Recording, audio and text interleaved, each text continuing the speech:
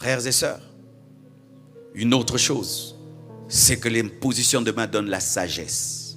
Ah oui, c'est écrit dans la parole.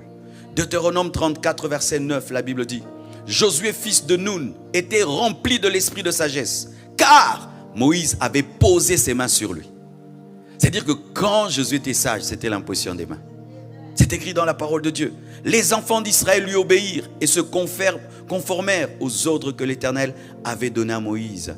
La sagesse, l'imposition des mains donne la sagesse. Quand tu es un enfant qui est fou, impose les mains. Quand tu es un enfant insensé, impose les mains. Quand tu es un mari qui est insensé quand il dort, impose les mains. Je connais quelqu'un qui fait ça. Quand tu es une femme folle, impose les mains. Quand elle dort, Père, donne la sagesse à ma femme. Oh, tu donnes. Si elle se réveille. Alléluia.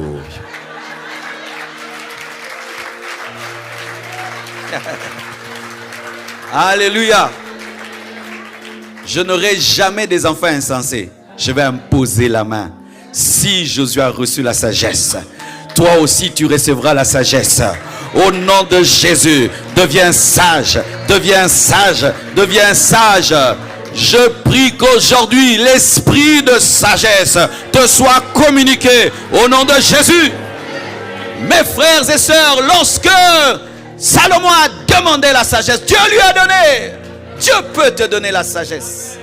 Et tu commences à conseiller des personnes plus âgées que toi. Et on te dit que tu as lu un livre. Aucun livre. Le surnaturel de Dieu.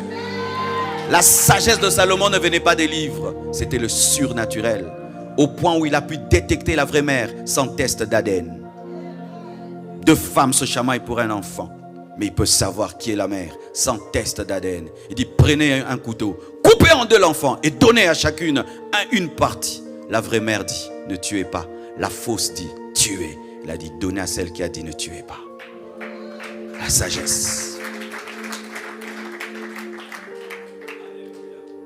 L'imposition de main permet de consacrer un homme de Dieu au ministère.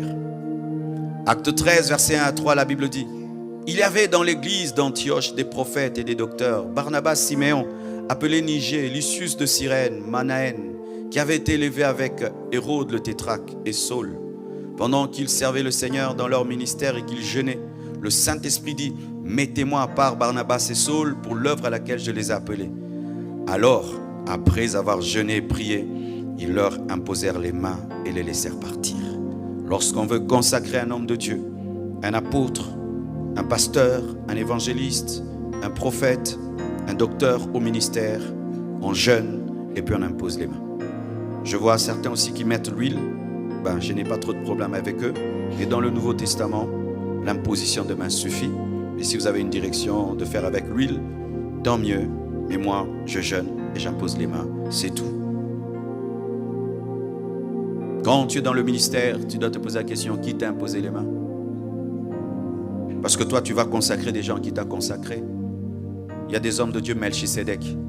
Il n'a ni père ni mère. Il est là. Même si Dieu t'a appelé, il faut que d'autres qui ont le ministère reconnaissent ton ministère et t'imposent les mains. Ça donne de l'autorité. Pourquoi nous sommes dans un corps? Si ma main, tout d'un coup, se détache du corps et commence à voler dans les airs, n'est-ce pas que c'est la sorcellerie? Et lorsque tu es détaché du corps, ce n'est pas de Dieu. C'est démoniaque, c'est satanique. Il faudrait qu'il y ait une lignée spirituelle dans ta vie.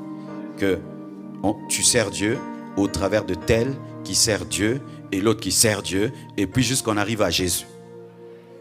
Mais si tout d'un coup, moi je sers Dieu, qui t'a reconnu dans le ministère? Moi-même. Qui t'a imposé les mains? Moi-même. Qui t'a consacré? Je me suis auto-consacré. Tu es un rebelle.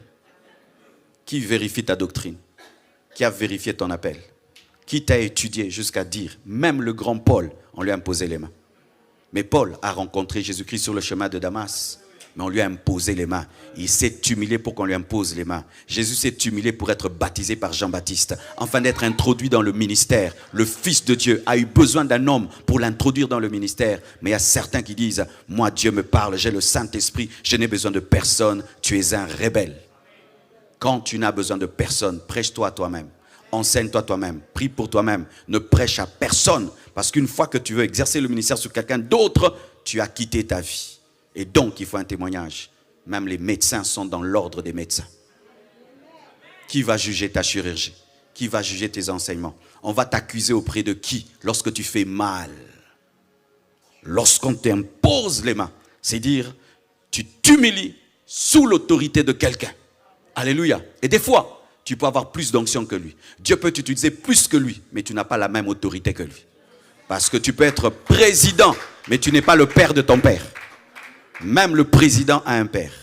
Même l'homme le plus fort du monde a un père. Même si tu ressuscites les morts, tu dois avoir quelqu'un qui t'introduit dans le ministère. Alléluia. Et donc, cette imposition des mains, c'est pour recevoir l'autorité, pour recevoir le mandat, et c'est pour être vérifié. Aujourd'hui, sur Internet, on dit avoir un compte vérifié, certifié, la certification. Lorsque quelqu'un a la certification sur Instagram, sur Facebook, c'est dire que Facebook vraiment te connaît. Amen. Toi qui as un compte non certifié, on te connaîtra. Alléluia. C'est une certification du ministère, c'est une confirmation du ministère. Ce n'est pas que l'imposition des mains t'appelle au ministère. Tu es d'abord appelé, mais l'imposition des mains confirme le ministère. Alléluia.